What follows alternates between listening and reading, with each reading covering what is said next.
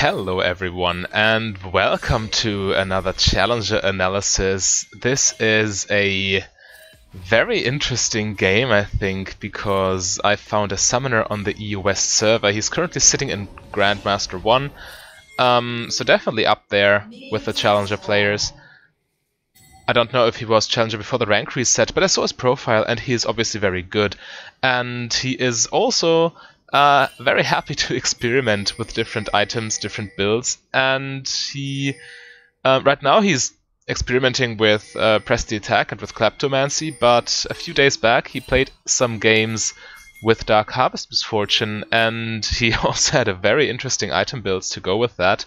So first of all, his runes in this game are Dark Harvest, Eyeball Collection, no, Dark Harvest, Cheap Shot, Eyeball Collection, Relentless Hunter with Absolute Focus and Gathering Storm, so all the aggressive runes you can take. And his item build is quite interesting. So his first item is either Duskblade or Blade of the Ruined King. His second item is then Blade of the Ruined King or Duskblade, so these are his first two items. In this game he goes Duskblade first, then Blade of the Ruined King, and then as a third item he buys Zhonya's Hourglass. So this is obviously a very odd choice, because Misfortune's AP scalings are kind of bad, and especially with Blade of the Ruined King, you probably need to auto a lot to, a lot of your damage comes from auto attacks, and AP does not increase your auto damage whatsoever. So it's an interesting choice, and I really want to see how he plays with that item. It's also very important that he gets it as a third item, because if he were to get it earlier, his adaptive bonuses would change from attack damage to ability power, which would be obviously very horrible, because Misfortune would then lose attack damage upon buying this item. But with Duskblade and Blade of the Ruined King, you have 95 extra AD, and Hourglass is just 75 AP, so you will have more AD than AP from items, which means you get attack damage from your runes and from your stat bonuses. So this is something to keep in mind, but I'm really curious how he uses this item. So he definitely, well, it does increase your damage a little bit. E has an AP ratio, Q has an AP ratio, and your ultimate also has an AP ratio. But compared to the AD scalings, the numbers are not really worth talking about. Oof, that was a very late Black Shield. But it worked out somehow, because he got a nice trade in the Heimerdinger. Yeah, I'm not really talking about the game at all right now. I'm just noticing. Also, he's against, well, Heimerdinger Blitzcrank, so armor is not too helpful. Yes, Zhonya's does give armor. If you want to buy an armor item as an AD carry, you obviously have the choice of, or the option of buying. Oof, that's really tough. Getting hit by 2 hooks and dying. Oh well, so be it. They should outscale, because the enemy don't have an AD carry. They, well, Kindred doesn't count really, in my opinion. But I think going for Zhonya's helps against Olaf to some extent, because you cannot really stop him when he ults and runs on top of you. But actually, I would expect this item to be bought more against the likes of Rengar or Kha'Zix, so if you need to avoid burst damage, or Zed even, right? But yeah, he did this in a number of games, and this game, well, it had an interesting gold graph, so I chose this to spectate. We will see what happens. The first couple minutes should be relatively normal, because it's just a lethality Misfortune with Bork and Dark Harvest for a Keystone. Cancelling the back there, which is nice. But obviously Heimerdinger, or no, Heimerdinger has 1 kill already, so not the best of lane phases so far. But with Eyeball Collection, Gathering Storm, and the likes, and Dark Harvest especially, this Misfortune build should scale super well. Also, by the way, Dark Harvest has an AP and AD scaling, so you do increase your Dark Harvest damage as well by buying ability power.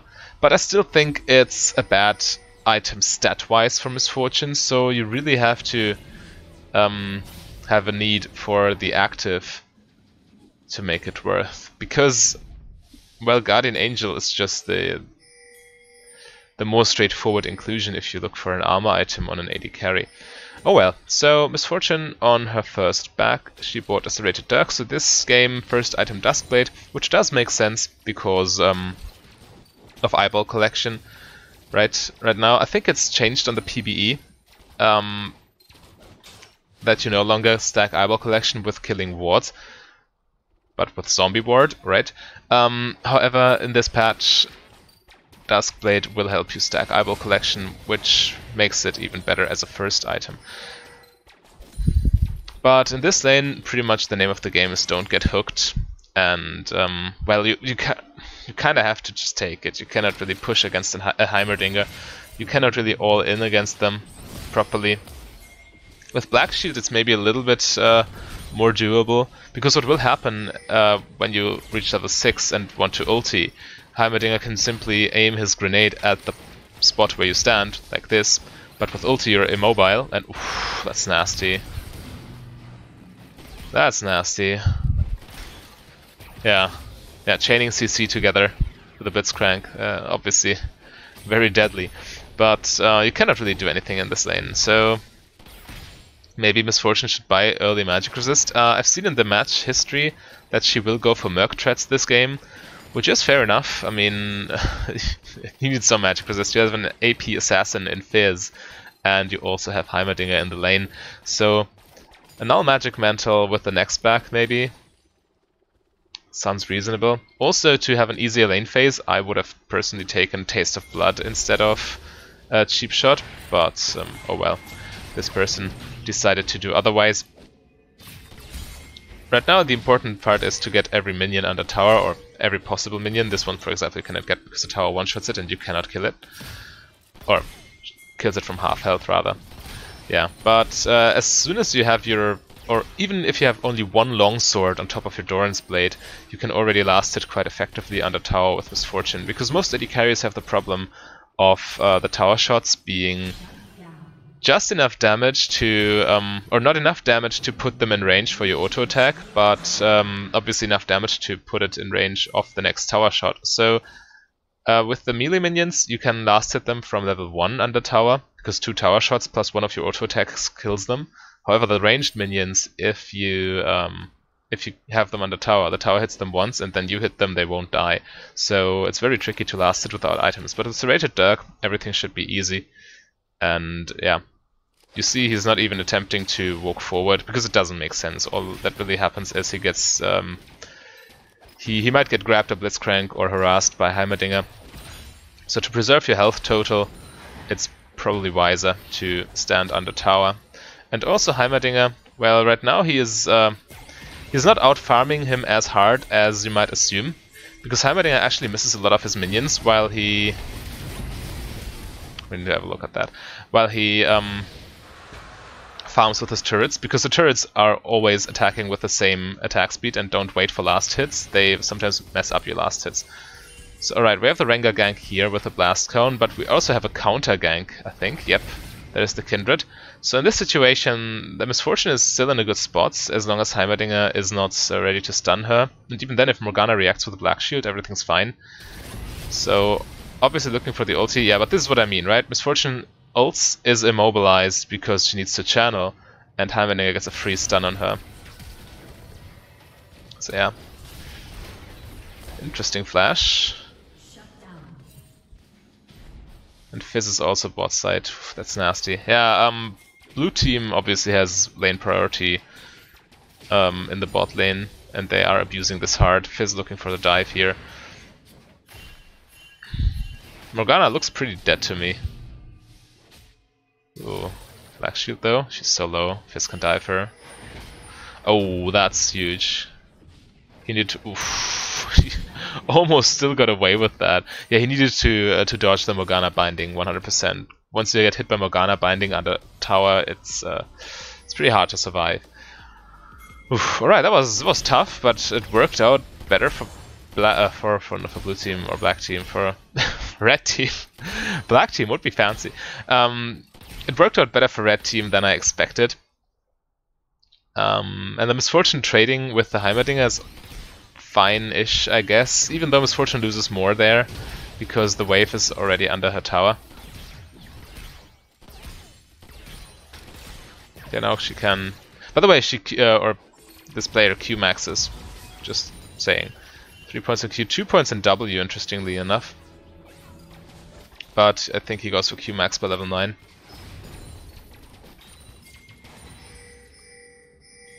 And now we got a finished Dustblade. Yeah, that's nice. A nice item power spike. Heimerdinger, on the other hand, only is sitting on his components. And a Black Shielded Rengar puts an end to him. So that's nice. It relieves a lot of pressure from the bot lane. Typically what happens is you are completely at the mercy of your jungler when you play against a Heimerdinger lane. Because Heimerdinger, what he can do is with his kit he can shove without any problems, and he will shove, and you will stay under tower and just watch your platings disappear. But Heimerdinger is quite susceptible to jungle ganks. Well, he can play around them because he gets a lot of movement speed around his turrets, and his turrets also can defend him, but a well-coordinated jungle gank still kills him, especially with the Morgana as a backup. It's actually very nice. Because all of Heimerdinger's all peel is negated by Morgana Black Shield. So he cannot even peel for himself, even if he hits his grenades.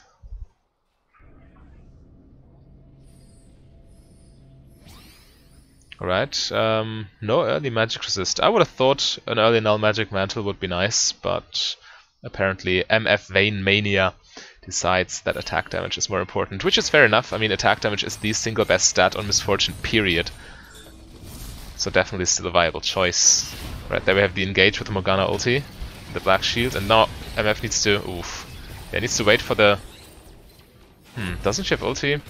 Nah, barely not. Or barely, still half the cooldown left. Yeah, I didn't see that. I thought she could just ult, but without ulti, obviously, all you can do is auto-attack. And Morgana got bursted down too quickly. This would have worked had Misfortune had her ulti.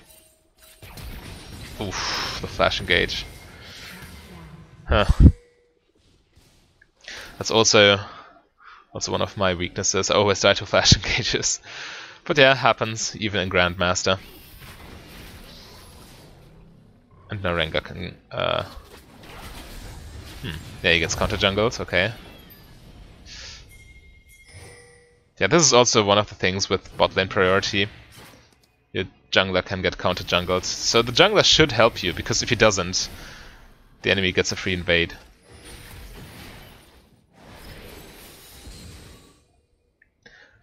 The lane that has lane priority can usually follow up on jungle plays more quickly, because lane priority just means that you can walk up to them and they cannot walk up to you, because you would kill them in a 2v2 fight or in the 1v1 fight in the other lanes, right?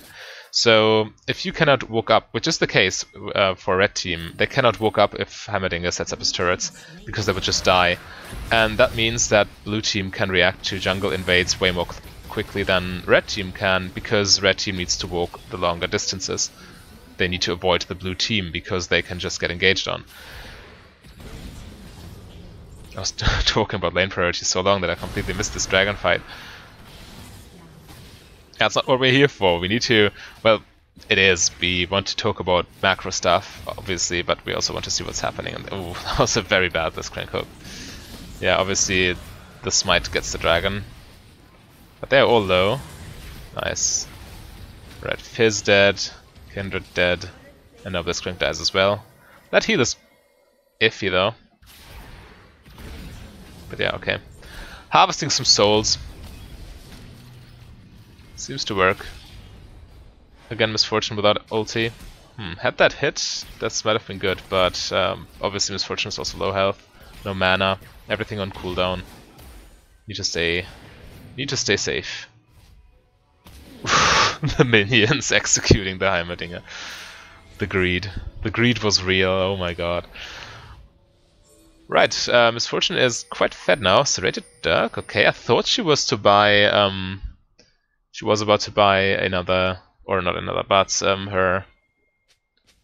Ah yeah, there we go. So, Dustblade plus Serrated Dirk just for the early burst damage, for the lethality. And then she goes for the Blade of the Ruined King. Which is fine. So,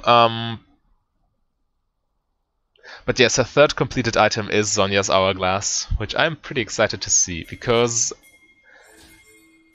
Well, maybe this is a total failure. I mean, these top tier players are also just experimenting sometimes. But he did this in a number of games, so I think this wasn't a one-time thing. He did this in like 4 or 5 games in a row. So I hope we see some hidden tech here.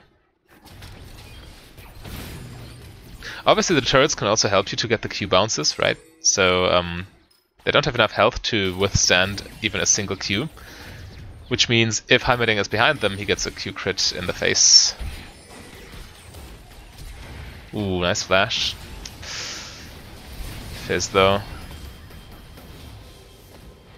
Nice, very well played. Very well played, especially by the Morgana. The Zhonya's. And also Misfortune needed to wait here until Fizz... Did he just bring the wave with his ulti? That's janky. But yeah, obviously when you play against a slippery champion such as Fizz and you plan on ulting him, you really need to wait until he wastes all his dashes and this one ability where he gets intangible. But so far so good. Misfortune looks rather fed. 8 kills. And yeah, there's the Cutlass. And ooh, there we have already the stopwatch coming. So obviously this is all about the stasis active effect. Getting the stopwatch, and once the stopwatch is being put to use, then you upgrade it to Zhonya's. That's I think what's going to happen. But obviously bot tower is taken, there's no dragon on the map, and the next dragon is also an Ocean Drake, which is only really valuable in the lane phase. So what's happening now is Misfortune and Morgana with their lead in gold, they try to crack open the top lane. And this is important, especially that you get this done before the 20-minute mark, because with this top tower still intact, it's pretty difficult to set up any Baron plays or to create Baron pressure whatsoever, because the minions will consistently be in your side of the map, and minions are essentially small walking wards that walk down the lane. Minions give vision to their respective teams. So if you have the minions on your side of the field, you don't have any vision on the enemy top side, and they have complete vision on yours, and you need to catch the wave so they know where you are. So yeah, this tower is especially important when you try to make Baron plays. Mid tower and top tower are important for Baron. Mid tower and bot tower are important for Dragon. And we're approaching the 20-minute mark, so in 2.5 minutes. But yeah, it looks like red team can easily take this tower.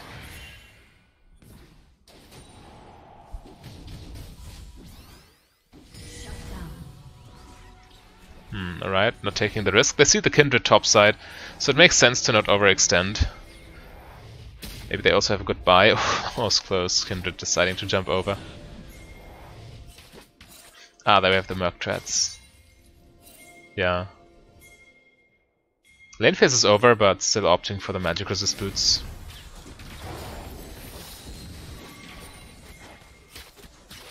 That Kindred hurts. Oof.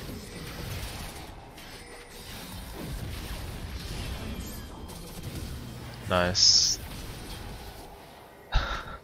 Okay, maybe the stasis was a little bit early. I don't think Misfortune was under any direct threat. Yeah, Kindred dies. Oh, well, yeah, the stasis was important, because Olaf was running towards her and he couldn't hit her even once, because Misfortune was under stasis. Yeah, there we already see the power of the stopwatch. If you remember the time when the perfect timing rune was absolutely overpowered, so it was live at like minute 6, and it could be sold for 180 gold or something ridiculous. Everybody took perfect timing, right? If you remember that. And they allowed for some crazy plays. Yeah, stasis effect definitely very powerful.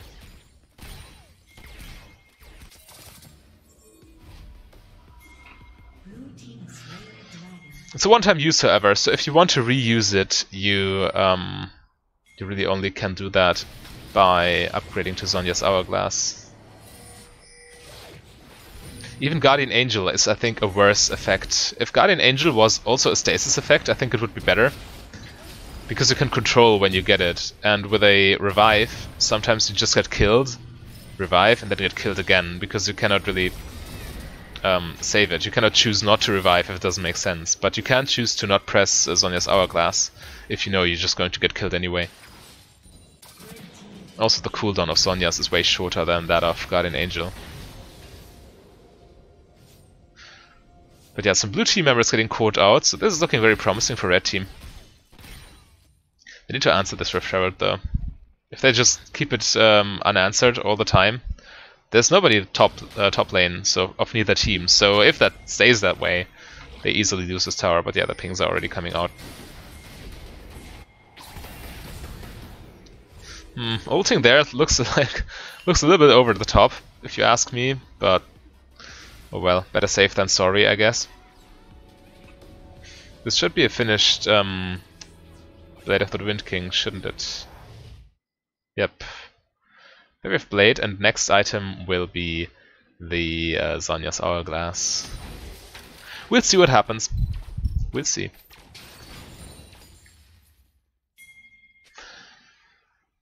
Well, Olaf is not too scary as an initiator. He doesn't have Righteous Glory, and he also doesn't have Ghost. Well, his ulti is scary enough in and of itself, I would assume.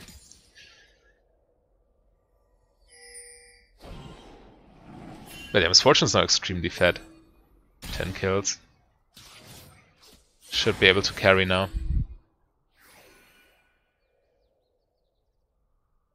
Obviously Baron is the most important objective right now on the map, and blue team has double Infernal plus Ocean. So Ocean doesn't matter really at this point, but double Infernal means that if the game goes late enough, blue team will definitely outscale red team. Double Infernal increases your, I think it's 17% attack damage and ability power increase, which basically means your ratios are better, right?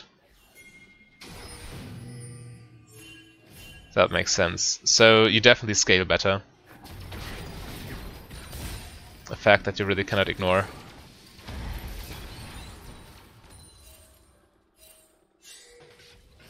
So yeah, red team's win condition obviously is snowballing. Oh, that looks nasty. And blue team just needs to stall, which they are set up to do. I mean, Heimerdinger can stall quite effectively. Ooh, the Baron. Yeah, they need to do something. Just see the position on the map. Top side is completely pushed in. And, well, mid-wave is neutral. But they didn't establish any vision in the Baron pit or near the Baron pit, and the jungler is down. This might be Baron for... yeah, Kindred does not let them steal it.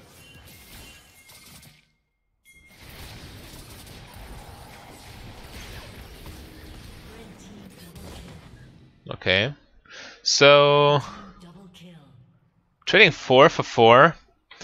Almost mitigating the Baron buff completely, or 4 for 3 even, but killing Baron is gold-wise just like giving away 5 kills, because Baron gives 300 gold per team member, right? So everyone gets a kill basically in terms of gold.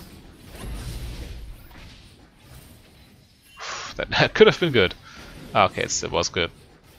Please don't die. Okay. Alright, I'm never too sure about what Ryze really does. He got reworked quite a lot. I still remember the times when Ryze ulti gave him Spell Vamp and AoE. And when his Q was point and click. So yeah, I don't really know what Ryze does nowadays. But the lanes are pushed now, which is good. It is a start. But Blitzcrank... no, Blitzcrank just died, so they don't have Baron buff any longer. So at least they don't need to worry about that, but still. All the gold. I think red team is still ahead in terms of gold, but it definitely got smaller. And next up we have another Ocean, right? Yeah, not too impactful. Obviously it's better to have it than not to have it and let the enemy have it, but the team that gets this Ocean Drake is not really in a much better spot than it was before.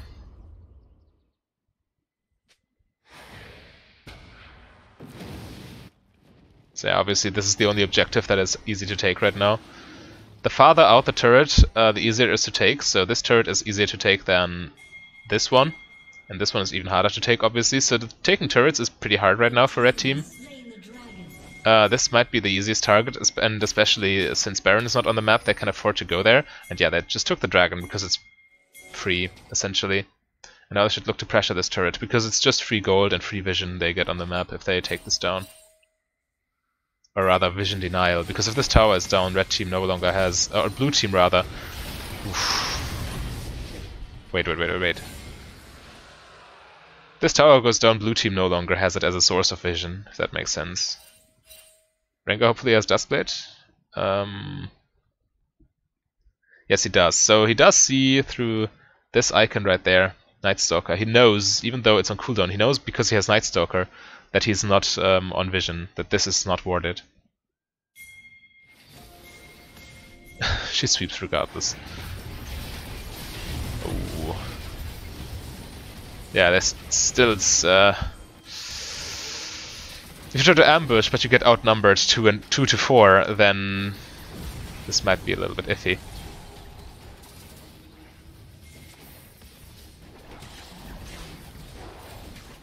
Yeah, this is exactly what I mean. And precisely the reason I like to buy Grievous Wounds against Olaf. Let's look at this again. He heals so much. It's ridiculous. With his dodge. Olaf with Conqueror, with his abilities, he heals like a monster. Okay, he does have Grievous Wounds on him even. But it's not enough, yeah. Oh well. Yeah, that was brutal. But the main issue here was that Blue Team was grouped, Red Team was not. They tried to ambush someone by standing in the bush, Lissandra and Rengar. They stood there, the two of them. But 4 members of the enemy team came around the corner and just wiped them. And the other Red Team members couldn't close up in time. Now, staying grouped in the mid game is especially important. Those mid-game teamfights can really swing momentum.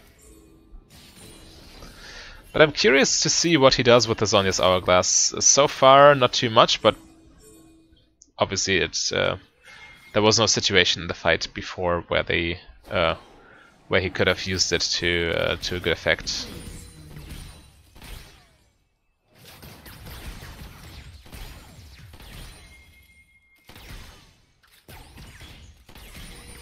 He still has enough AD to one-shot the caster minions, which is something.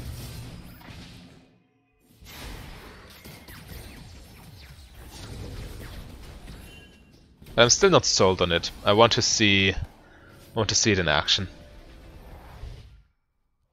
Right now I just think it's a waste of stats. More attack damage is obviously better.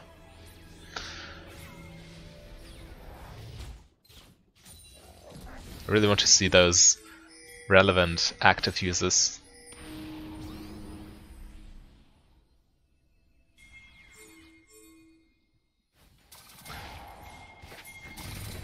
By the way, his shards are attack speed, attack damage, armor, or magic resist, I don't know in this game, just in case you wonder. Forgot to tell this, or to say this in the beginning. Wait.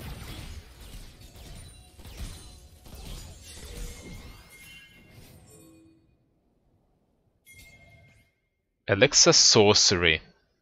Why though? Wait, this is interesting. Elixir sorcery?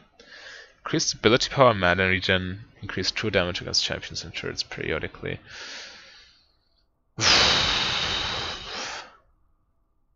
That's striking. Why? That's a waste of gold in my opinion. But I mean, he's the Grandmaster, I'm the Diamond player, so... Elixir of Sorcery. Minute 27. 3 items in. One of them being Zhonya's. Why?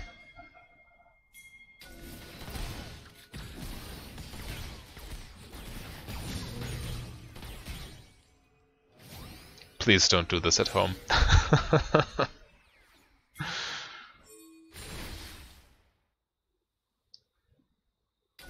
They have dust blades, they know this is not worth it. The control ward is kind of superfluous.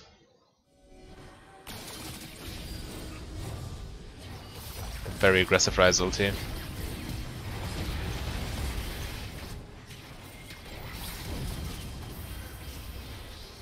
Right. Now we had to use the Zhonya's. But I think MF was still protected by Kindred, wasn't she? Yeah, there's the Kindred ult. MF cannot die. Okay, predicting the Kindred ulti to end there. Yeah, it probably would have been better to save your Zhonya's for the Olaf. I think this elixir was a misclick, because it just doesn't make sense. And in this situation, had he had the elixir of strength or of wrath or whatever, the red one, the red elixir, he would have easily survived this fight because of the lifesteal.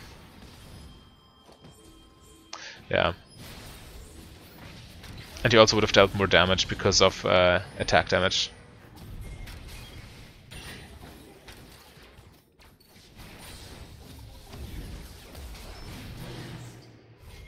Alright, so far so good. Red team getting aced. I'm not sure about this. 10 and 5 and 9. Could be worse, but also could be better. I guess this is another Baron for the blue team.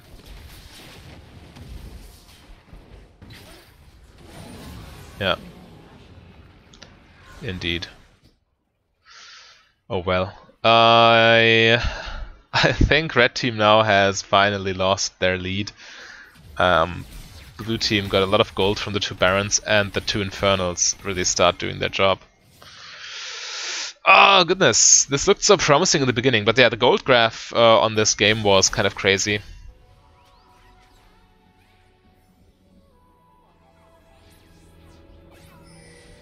Next up, more lethality, right? Edge of Night and Last Whisper item and whatnot. Yeah. Control ward right now, but I think he goes for Lord Doms as his last item, if I recall correctly. Which I also think is worse than Mortar Reminder in this game.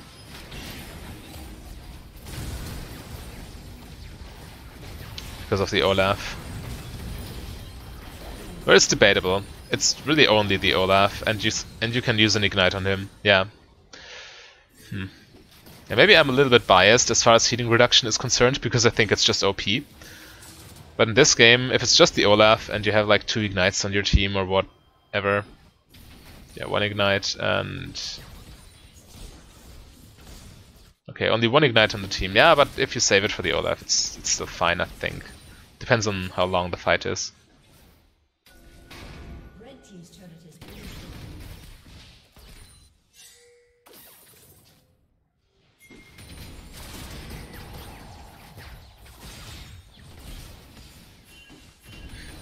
Pushing against Baron minions, obviously, a little bit tedious.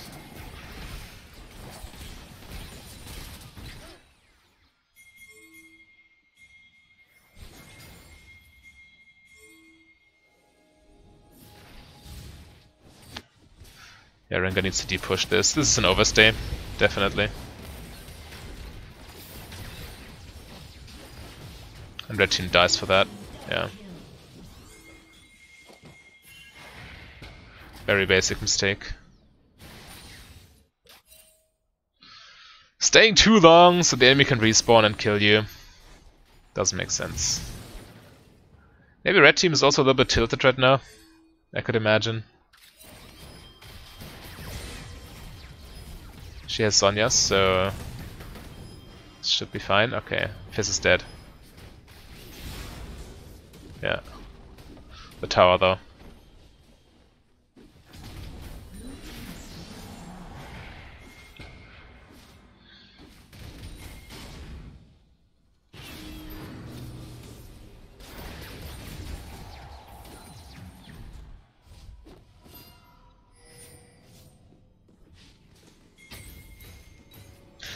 They use Zenith for this, definitely.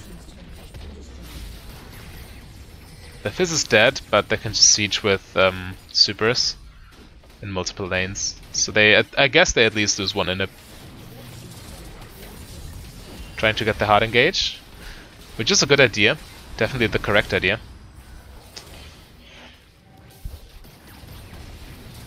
But if just one person has this idea, then obviously it's going to fail. Olaf forever doing the work, getting the objectives. But I think he needs to run now. Too many of the blue team members died. They cannot fight this anymore. Need to push and retreat, wait for the respawns. Ooh, that's nasty. But yeah, despite them being down 2 members, they push in all 3 lanes. And it doesn't look like... yeah, there's the inhib. Doesn't look like red team is responding accordingly. They should have definitely prevented this. Oof.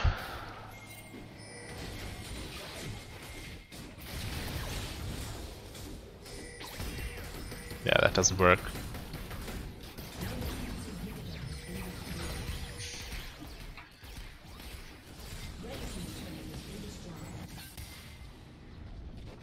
If you lose triple inhib, that's game over.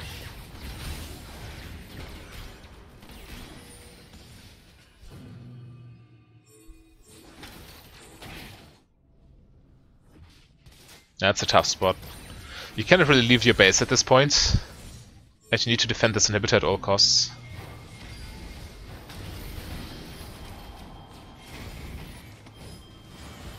Ah, very nice.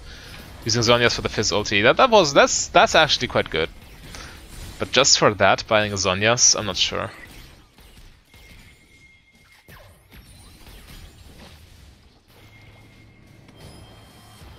Yeah. It's very good against Fizz ulti.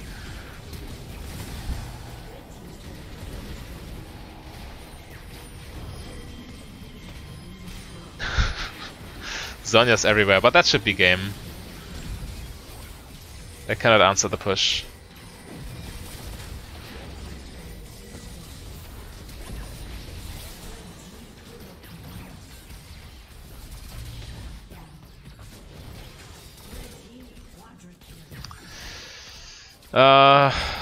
What do you call that? A Pyrrhic victory? Yeah, they won the team fight, but they cannot leave the base. The supers will now just crush them.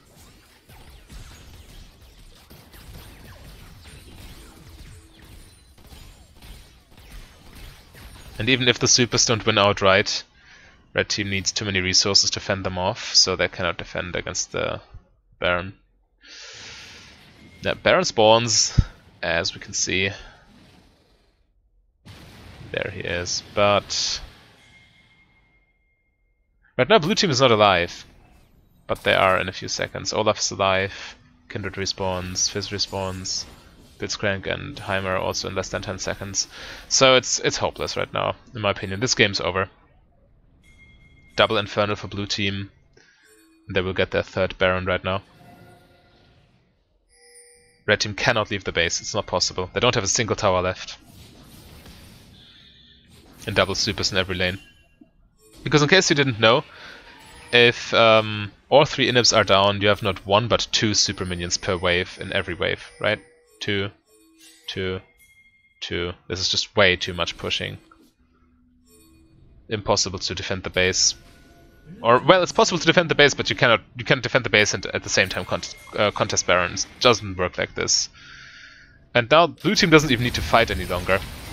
They still do for some reason, but they don't need to. All they need to do is go with their waves, buff them up with the Baron buff, and just watch the minions crush the enemy base. They don't even need to fight there. Olaf getting impatient though. But yeah, that's game.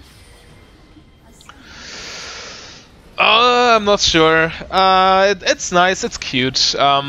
Using stasis to avoid Fizz ulti, for example, or Z ulti, or what have you, or Jarvan ulti even.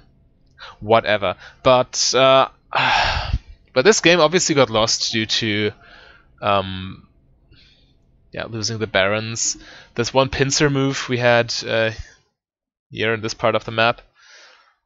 Also quite nasty. And double Infernal obviously means blue team scales better than red team does. But yeah, they got picked a little bit too often and lost key objectives for that. Namely 2 Barons. The 3rd Baron was already... doesn't matter, 3 inhibs were down because of the push from the 2nd Baron. So no real chance to contest the 3rd one. But yeah, as far as the item builds of Misfortune is concerned, I wouldn't recommend it. I don't think Sonya's on Misfortune is any good. But hey, it's worth experimenting.